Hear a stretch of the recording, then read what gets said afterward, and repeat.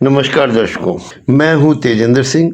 आप देख रहे हैं महाराष्ट्र तक टीवी न्यूज़ का पॉलिटिकल बुलेटिन। आज इस बुलेटिन में मैं आपको बताना की कोशिश करूंगा कि किस प्रकार से महाराष्ट्र के वोटर को ठगा गया, उनको झूठा विकल्प दिखाया गया। आप सभी जानते हैं, हाल ही में लोकल बॉडीज के, नगर परिषद के, नगर पंचायतों के पूरे महाराष्ट्र में चुनाव घोषित हुए।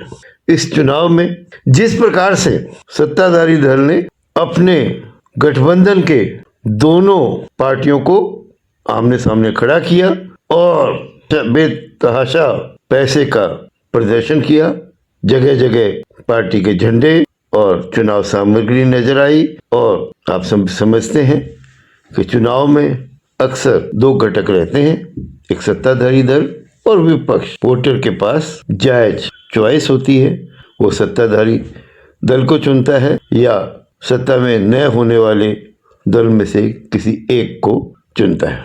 ऐसे में महाराष्ट्र में झूठा विकल्प वोटर को दिया।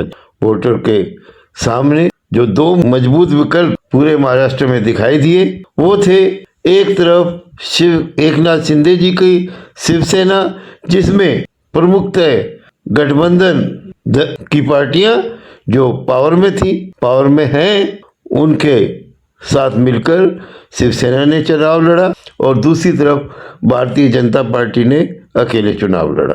मुख्यतः दोनों ही दल जो मजबूती से हर जगह अपनी प्रेजेंस बनाए हुए थे, वो दोनों ही दल सत्ताधारी गठबंधन के हिस्सा थे।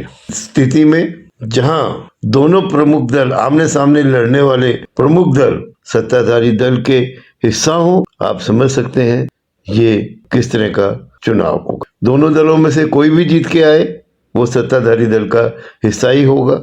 आप समझ सकते हैं ऐसे में वोटरों को ठगा गया है या नहीं ठगा गया है। इस प्रकार की एक खास समीकरण जो हमें दिखाई दी, वह समझ लीजिए एक ऐतिहासिक समीकरण थी जो हमेशा याद की जाएगी।